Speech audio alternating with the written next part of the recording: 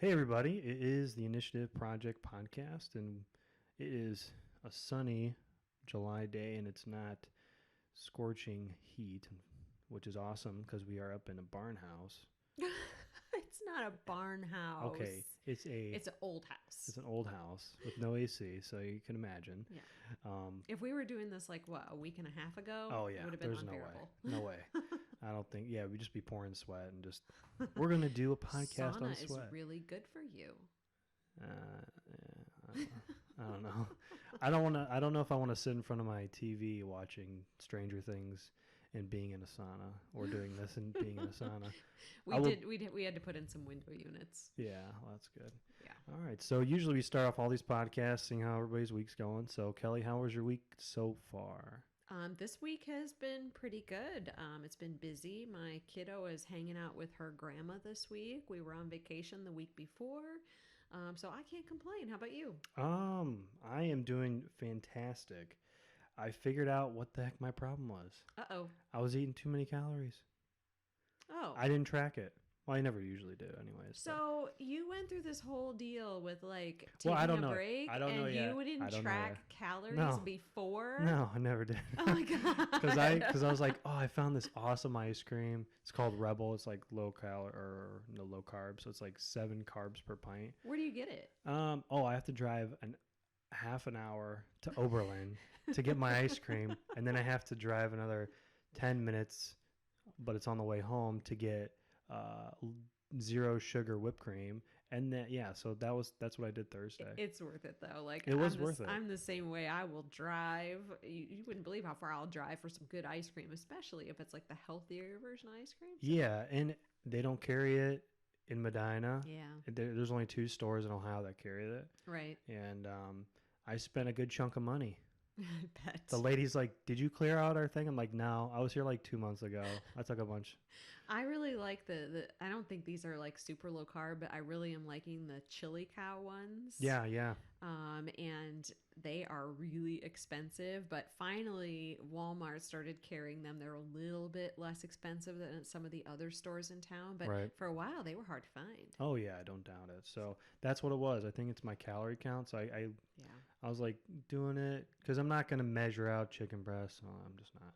I'm gonna eyeball it. Don't you think that I'm that's not- probably like a really common problem with people who are doing things like keto and low carb and intermittent fasting, that they believe falsely that they don't need to track or that they can Right. eat whatever they want? Right. They don't track, and I was, but then when I looked at the ice cream, I'm like, oh, I can eat a pint of this, and it's only like so many calories, but I didn't times it by 4. So I was eating like 600 no! calories just in this, and probably another 100 in whipped cream. I'm like, That'll yeah, do that's it. probably what did it. So That'll do it. so For sure. I bought a bunch, and I didn't eat a whole one in one night. So Do you find it difficult not to eat the whole one though? no, I think I really I can do. stop. I mean, it's not. Really? It's good that you can't. You don't have to stop, but it's the point where it's like, all right, I measure out my calories to where I can go over a little bit, but not like to the extreme where I'm like way over. Like today, I'm probably not gonna have any because I don't want any. But Man, I wish I had I always want it. well, Always. it's in my freezer. There's like 4. Wait, how many are in there? 11 left. There's a lot in there, but I'm not gonna eat any today. All right, so today's topic, we are talking about salt. So I've gotten a lot of questions at work. I'm sure you've gotten many from your clients. Everybody's disbelief on salt's bad for you, salt's good for you, where does it stand on water weight, all that kind of stuff. And it's really going to depend on a few factors. And we are going to talk about some of the myths and kind of go over all the things on that. So like many of the health and fitness industry is constantly changing throughout your life and many of our lives. I mean, in the beginning, let's say back in the 90s, what was the biggest thing? I wasn't alive then, so you'd have to ask Oh, you. please. It was fat though, right? I mean, this was like, or I don't know, maybe that was 80s. I don't know. You're older than I, so. I think I can remember my parents doing the low fat thing, and there was like all these like Snackwells, low fat crackers, and low fat yogurt and low fat everything and no fat everything. And I think people got the false impression that they could just like eat as much of that stuff as they wanted. And of course, the rise in obesity followed that low fat curve. But yeah, back to the topic, we were led to believe all these different things over the years, and they're constantly coming out with like caffeine's good, caffeine's bad. Right. So it's constantly changing. We definitely know Right. that. And it's just, unfortunately, there's no consistent message because the body, we're just kind of constantly figuring out new things and, kind of exploring other things that maybe didn't know before. So while that may be true for, some specific groups of people, you don't want to eat, high fat diet or you want to eat a low fat diet or whatever, stuff like that. Um, that's not necessarily going to be true for the overall populace I'm size. always telling people that, who come to me asking for like a meal plan or a diet, or they'll ask me if keto is good, and I'm like, I tend to be a Debbie Downer with like things like keto or extreme diets, but honestly, I tell somebody, if you looked and researched that particular diet and it resonated with you, like you think you could, if it would feel good to you, then give it a try, because it does work for some people. It just doesn't work for all people. You really have to pay attention to how things feel in your body. Right. And then just like the standard American diet, we thought that was the best thing for us for a long time, you know, where that is the high processed carb foods. And now we know, Eat 6 to 11 servings of bread every day. oh yeah, just like the food pyramid has been actually flipped around now. Right. So it's just a totally different aspect that we got to kind of relay all these things. But, you know, we know that American diet's not kind of the way to go, and it's just a balanced diet like we've talked about before. Healthy fats, vegetables, proteins, and all that kind of stuff, just to maintain overall health. So now there's another myth roaming around there, like we just talked about. We're going to talk about salt. It has actually been debunked by people that have PhDs, MDs, and such that are a lot smarter than I am. And that myth, when it comes to it, is actually about salt and our intake of that micronutrient. So let's first define what salt is. So salt, it contains the element sodium, like everybody knows, which is an essential nutrient needed by the body in small amounts. Okay, and sodium is an electrolyte that keeps your body in balance, keeps your heart ticking, and sodium also regulates fluid level and is involved in neural signaling. So muscles, the ability to contract, nerve impulses through your brain and all that kind of stuff. And the average person roughly needs about 2,000 milligrams per day. And this will obviously vary on the diet, exercise routine you're on, or maybe some genetic factors as well. So I know on a keto diet, because everybody knows I've been doing that, I actually have to eat a lot more salt than most people, just because of the lack of carbs in my diet, because I don't retain as much water. So I'm constantly flushing out my system with water. So I'm going to the bathroom all the time. So the electrolytes are going out. So the sodium's going out. So you have to replace that. And just for instance, if I'm walking up these stairs after a leg day and my legs start cramping and my calves start cramping, that's usually a telltale sign. Maybe I need some more water, or maybe that electrolyte is lacking somewhere Right. in my diet itself. Right. I experienced the same thing when I wasn't doing keto, but I was doing low carb. And I craved salt. And I had to make sure that I was getting a lot more salt because, my body was just dumping water. All right. So, like, what are the myths? I know you came up with some myths that when it comes to salt. Yeah, so you can search the web. There's 10 myths about salt. There's 5 myths about salt. We just kind of picked roughly about 5 of those. We'll kind of go over those. But we have to put we Oh got yeah. the stuff in asterisks here. All right, what is it, Kelly? Remember to consult your doctor before doing anything that we suggest or taking the information that we provide and changing anything that you do. You need to talk to your doctor first. Right. So, myth number one, we eat too much salt.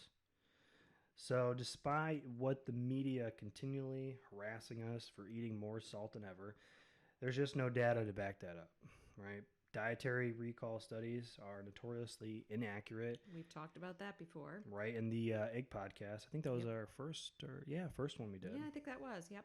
And in short, we just know that they lie about what we can eat, what we can't eat.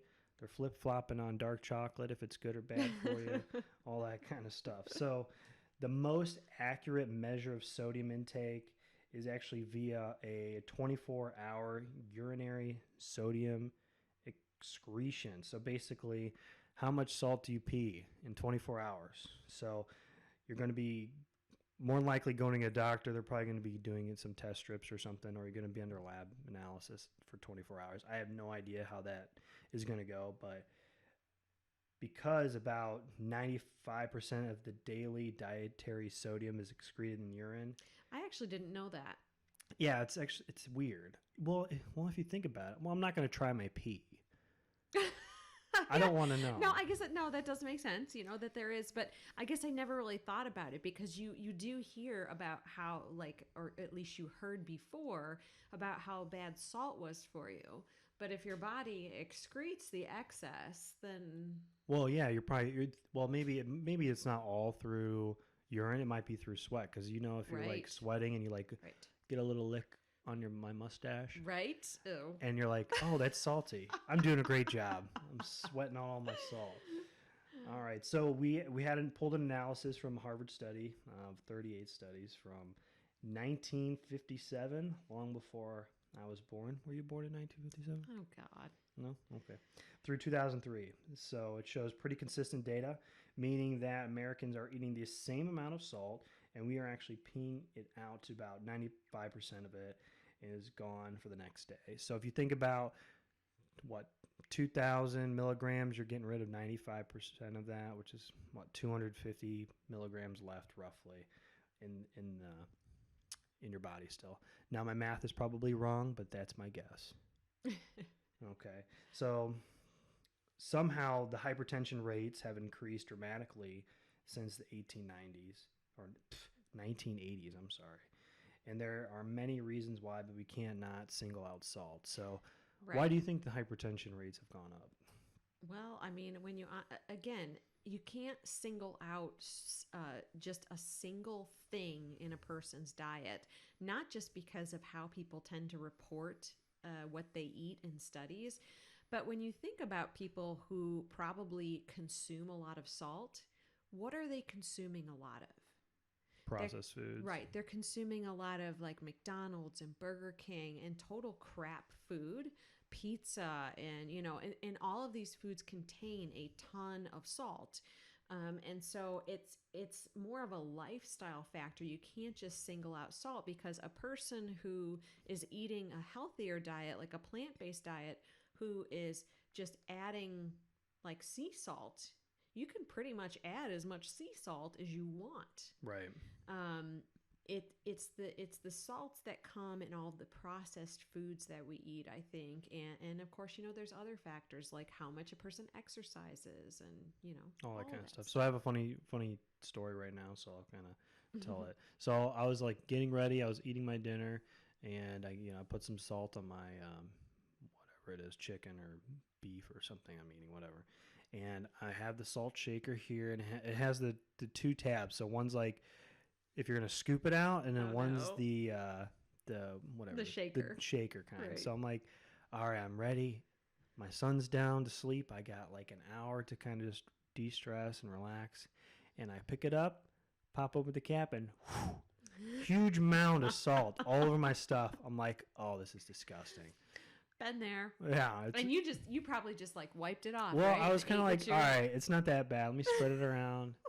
I'm going to eat my cheese first because I don't want that to be too salty. And then I'm like, all right, let me try one of these with like all this. I'm like, oh yeah, that's disgusting. So that's what I did. And I told my wife about it and she just laughed. So, all right. So myth number 2. Well, that must have raised your blood pressure, right? Yeah. And that's actually what we're going to talk about, Kelly. So Right. All yours. All right, myth number 2, salt raises your blood pressure. Salt actually doesn't always cause your blood pressure to go up. In fact, according to researchers from the University of Virginia School of Medicine, only about 25% of the population is actually salt sensitive, and 15% of the population have increased blood pressure on a low salt diet. That's right. There's no guarantee that eating more salt is always harmful or that reducing it is always beneficial. Um, in one recent study, salt intake had a statistically insignificant impact on blood pressure levels in individuals without pre existing hypertension. Similarly, an analysis of the extensive National Health and Nutritional Examination Survey found no link between sodium intake and blood pressure, even after adjusting for age, sex, race, body mass index, diabetes, and estimated glomerular filtration rate, which is a measure of kidney function. I learn something new every day. Even the conservative Academy of Nutrition and Dietetics, which guides the practice of dietitians in the US, suggested removing salt from the nutrients of concern list in 2015, expressing concern over blanket sodium restriction recommendations in light of recent evidence of potential harm to the larger population. So basically, what all of this means is that you should go to your doctor and make sure your blood pressure is normal. And if you have a family history of hypertension, salt could, depending on if you're a part of that small percentage of the population, salt could potentially be an issue for you. But the recommendations or the idea that salt is going to raise the blood pressure of all people is simply not true. Right. And if you think about it, 75% of the population, it says, is not salt sensitive. Right. So that's huge. It is. I mean, there's 6 billion people in the country or in the world, and only 25% of that's salt sensitive. Right. So I mean, that's not very many people. And a lot of times hypertension is, there's a host of compounding factors that come together to create that, the high blood pressure. So again, it's something you need to check with your doctor for, but overall at this point, the authorities are suggesting that salt be removed from the nutrients of concern list, just like they did with cholesterol. Right. It's right. no longer on the nutrients of concern list for the same reasons. Studies cannot conclusively show that intake of cholesterol is linked to heart disease. Right. So myth number 3, eating less salt is healthy for everyone. So like mentioned before, there's only 25% of the population is salt sensitive and therefore do need to watch their salt intake. So what about 75% of the people? Should we all eat less salt? Not necessarily. So I'll quote from a smart man: the relationship between salt intake and cardiovascular risk is not linear, but rather fits a J-shaped curve relationship. Thus, a low salt diet may not be beneficial to everyone and may paradoxically increase high blood pressure in some individuals. And this is Cure Oppen whatever Nephral Hypertons of 2013. So that's a journal, right? It's a journal, yeah. Right. So I can't pronounce it because I'm It not. is a very interesting name. Yeah, I've never seen it before. So, and then the author kind of explains what that really means. So there are potentially harmful effects of low salt intake, and then leading to plaques, and that's in your arteries, and being ultimately blockages in the arteries. So we obviously, he's saying that with a low salt diet, that can obviously lead to heart attacks, blockages in your heart, and obviously blockage in your heart can lead to a heart attack. Right. That's not a good thing. And the author on that was Robin Felder, is that right? Yeah, Robin Felder. So the biggest concern is the significantly increased mortality rate associated with below usual sodium intake. So if you're eating 2,000, that's kind of what the recommended daily intake is for salt, and you're eating below that just because you're like, I'm trying to watch this. I want to make sure my blood pressure is good and all the other, risk factors that may may come into contact with that. You obviously want to contact your doctor first, but even doing so, it might raise the risk for other things. Right. So deciding if you want to eat more or less salt is going to be dependent on a lot of things, like you said, but your doctor should know.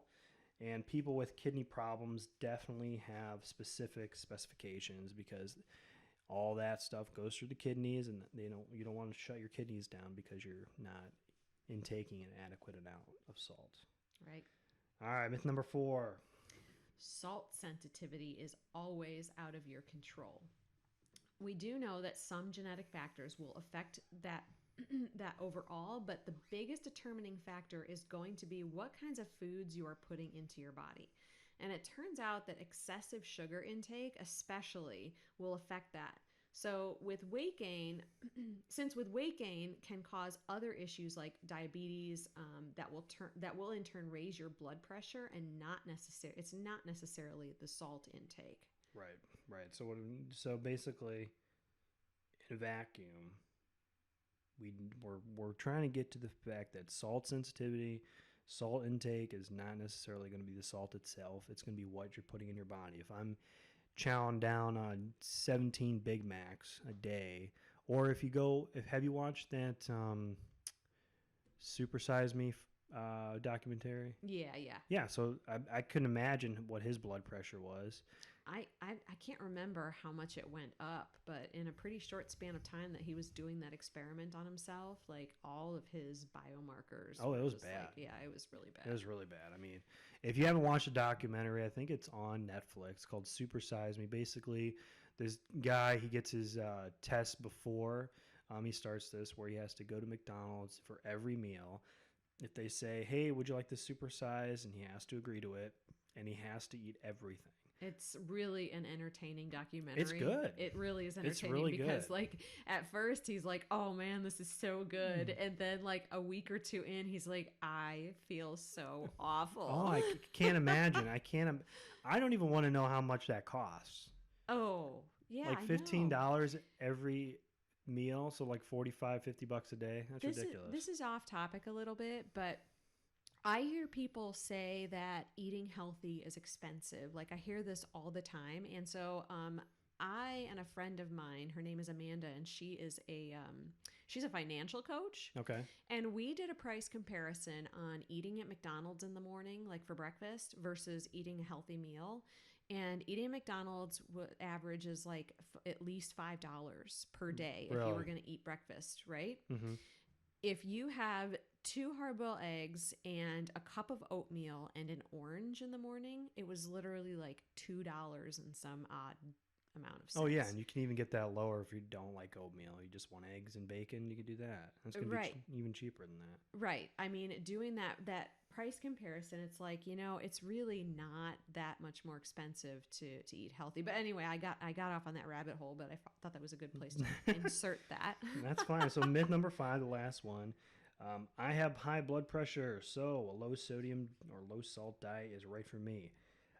Maybe, but maybe not. So the majority of the salt comes from processed foods like we've discussed. So even if you are not eating salt and you are eating bad overall diet, that will affect the amount of salt you are intaking. So like we said, if you go to McDonald's every day, you eat pizza, you eat junk, it's going to have that salt in there. I mean, if you look on the packages, it's ridiculous how much is in there. Right. You need to take into account the rest of your diet. It's probably not just the salt, like, hey, are you exercising? If you have high blood pressure, one of the best ways to reduce your blood pressure is just to go start walking. Right. Do a 10-minute walk. Yeah. And if you do have health issues and salt is something you need to avoid, that your doctor told you, your doctor, not me or Kelly, told you, then eating processed food is going to be a big no-no.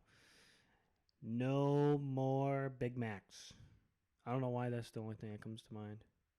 I don't even like Big Macs. No, I don't either, or Whoppers. Yeah. So, and I did eat one like 3 weeks ago.